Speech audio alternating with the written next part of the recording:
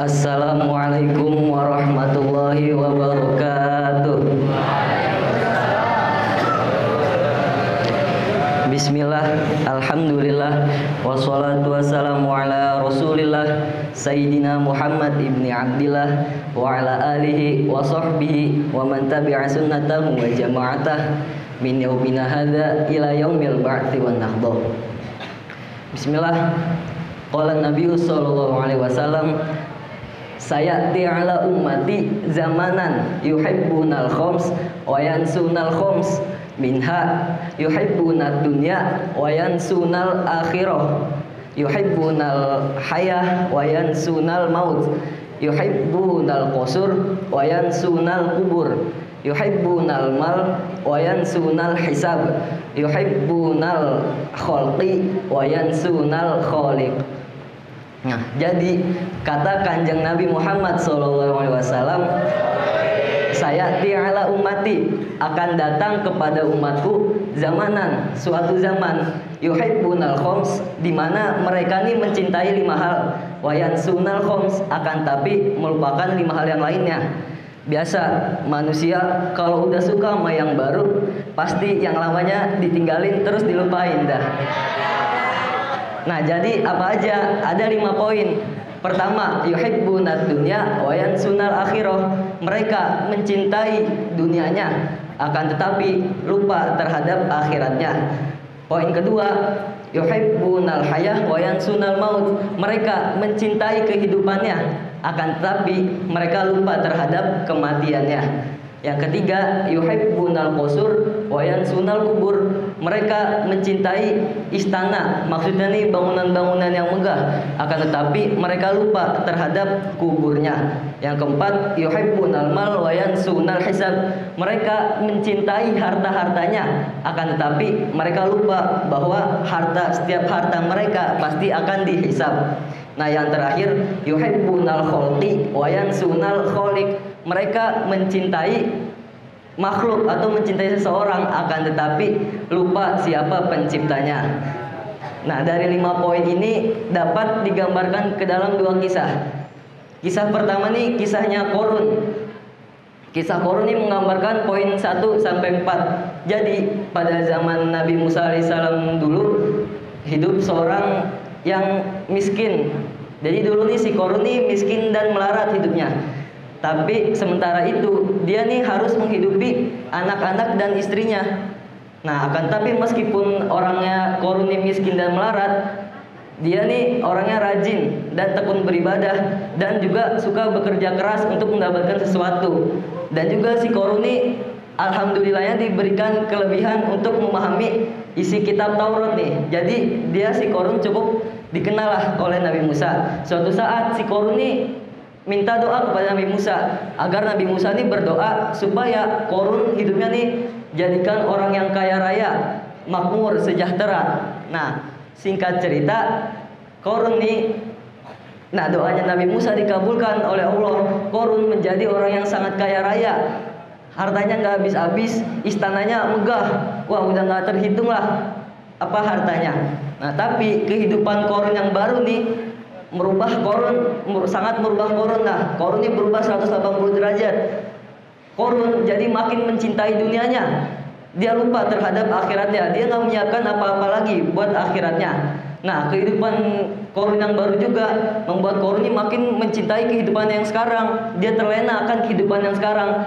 Dia lupa bahwa suatu saat dia pasti akan mengalami namanya kematian. Suatu saat pasti kematian bisa menjemputnya kapanpun dan dimanapun.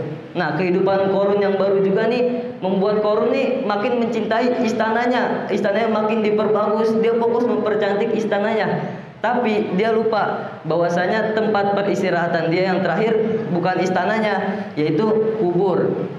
Nah, kehidupan Qorun yang baru juga nih membuat Qorun nih makin mencintai hartanya, teman-teman. Dia makin sombong dan pelit, enggan untuk berbagi. Nah, sehingga dia tuh lupa bahwasanya pasti setiap harta akan dihisab di yaumil akhir kelak.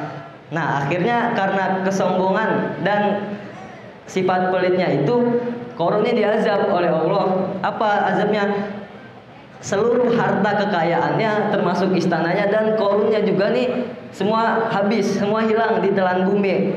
Nah, itu azab Allah terhadap Qarun. Nah, terus hadirin sekalian, kisah yang kedua nih menggambarkan poin kelima, yuhibbunal khalqi wa yansunal khaliq. Mencintai ciptaan tapi lupa siapa penciptanya.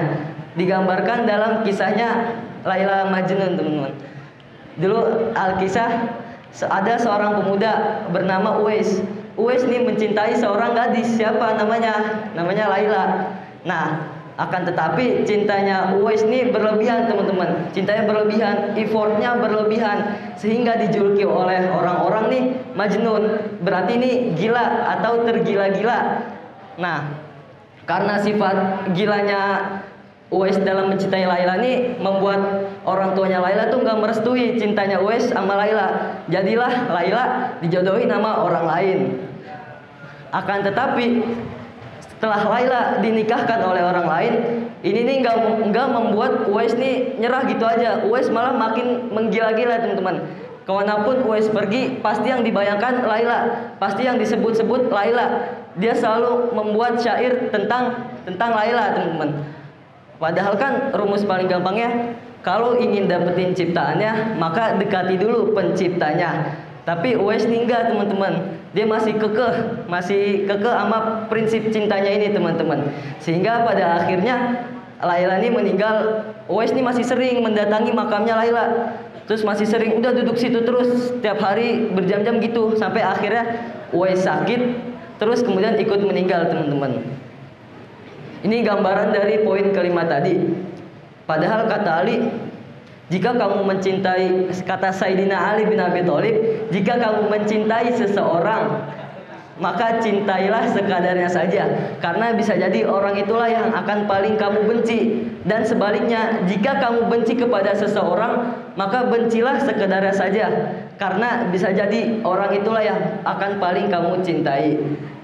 Nah, kesimpulannya, kita sebagai seorang muslim, khususnya sebagai seorang santri nih, harus mampu menyeimbangkan antara urusan dunia dan akhirat. Sebagaimana nih firman Allah, Bismillahirrahmanirrahim, wabtaghi fima ataqallahu ad-darul akhirah wa la tansa nasibaka minad dunya fa ahsin kama ahsanallahu ilaik wa la tabghil fasada fil ard innallaha la yuhibbul mufsidin. Artinya, dan carilah pahala negeri akhirat dengan apa yang telah dianugerahkan Allah kepadamu. Tetapi janganlah kamu melupakan bagianmu di dunia, dan berbuat baiklah kepada orang-orang sebagaimana Allah berbuat baik kepadamu. Dan janganlah kamu berbuat kerusakan di muka bumi. Sesungguhnya Allah tidak menyukai orang-orang yang berbuat kerusakan. Nah, terakhir pesan saya, mari kita jadikan segala aktivitas kita di dunia ini sebagai ladang pahala bagi kita untuk bekal kita di akhirat nanti. Mumpung sekarang bulan Ramadan nih, makanya setiap segala aktivitas yang kita lakukan di bulan Ramadan ini, mari kita jadikan sebagai aktivitas yang menghasilkan pahala untuk kita, untuk bekal di akhirat nanti. Kan kapan lagi mumpung bulan Ramadan, ketika pahala dilipat gandakan dan ketika dosa-dosa dihapuskan, maka nikmat Tuhan mana lagi yang kamu dustakan. Sekian kultum singkat dari saya, kurang lebihnya mohon maaf. Wassalamualaikum warahmatullahi wabarakatuh.